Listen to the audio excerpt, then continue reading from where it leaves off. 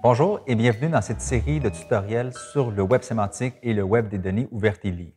Je m'appelle Constantinos Lambrou-Latreille, responsable des données ouvertes et liées de la Cinémathèque québécoise. Dans la présentation précédente, nous avons décrit le jeu de données de Wikidata, un jeu de données qui se trouve dans le web des données ouvertes et liées. Dans cette présentation, nous allons montrer le site web qui a été développé dans le cadre de l'initiative Savoir commun du cinéma de la Cinémathèque québécoise. Nous allons montrer des requêtes qu'on peut faire avec nos données, ainsi que comment on respecte les 4 piliers du web des données ouvertes et liées.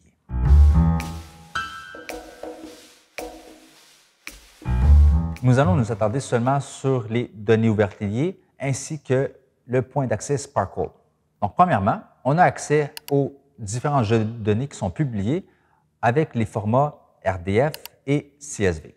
Donc, ces formats ou ces données sont téléchargeables par n'importe qui et n'importe qui peut lire son contenu.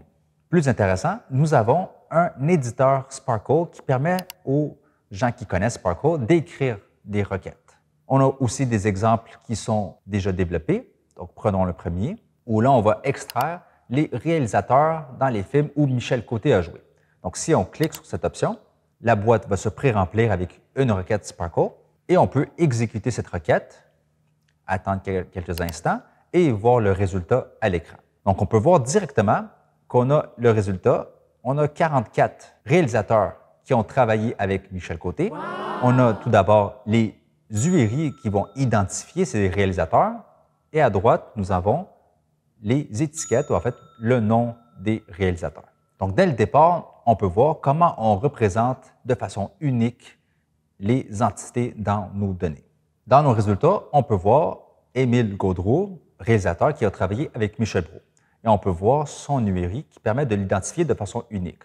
Donc, notez que cette URI utilise le protocole HTTP, donc on respecte le premier pilier du web des données ouvertes et liées, soit le deuxième pilier que chaque URI doit être déréférençable. On peut le vérifier en cliquant sur l'URI en question et on sera redirigé vers la fiche qui va décrire Émile Gaudreau. On retrouve quelques informations telles que son nom, son type et son lien avec Wikidata à l'aide de la propriété all same as, soit le troisième pilier où les informations d'une entité doivent être encodées avec le format RDF. Dans ce cas-ci, on va suivre la même structure que Wikidata. Donc, premièrement, on va utiliser l'URI suivante pour décrire une entité.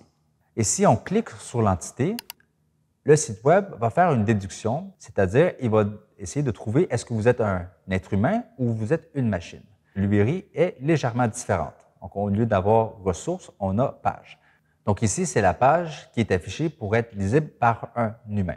Donc, si on change cette URI par data, vous allez voir qu'il est possible d'ouvrir les données avec RDF. Et là, on voit l'ensemble des résultats à l'écran. Donc, ces données sont faites pour être manipulables par la machine.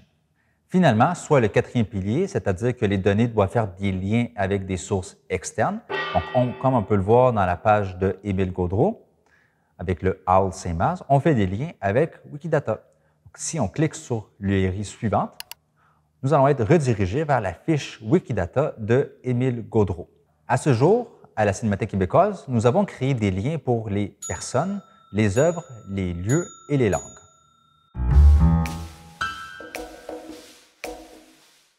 Pour ce faire, on va essayer de répondre à la requête suivante.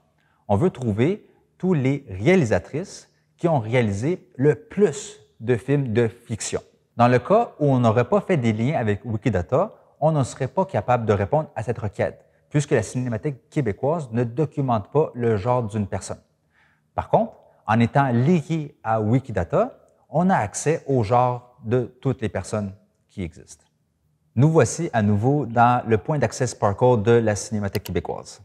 Donc, dans les options, on va rechercher un des exemples de requête qui est réalisatrice ayant réalisé le plus de films de fiction.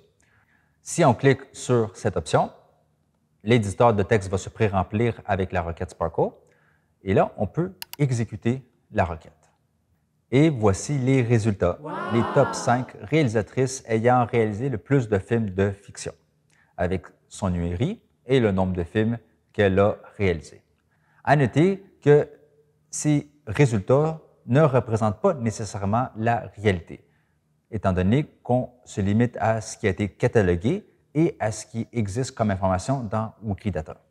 Cette présentation montre un aperçu de comment une institution comme la Cinémathèque québécoise a publié ces données dans le Web des données ouvertes et liées. Dans la prochaine et dernière présentation, nous allons montrer comment vous pouvez vous impliquer dans l'essor de ce Web des données ouvertes et liées.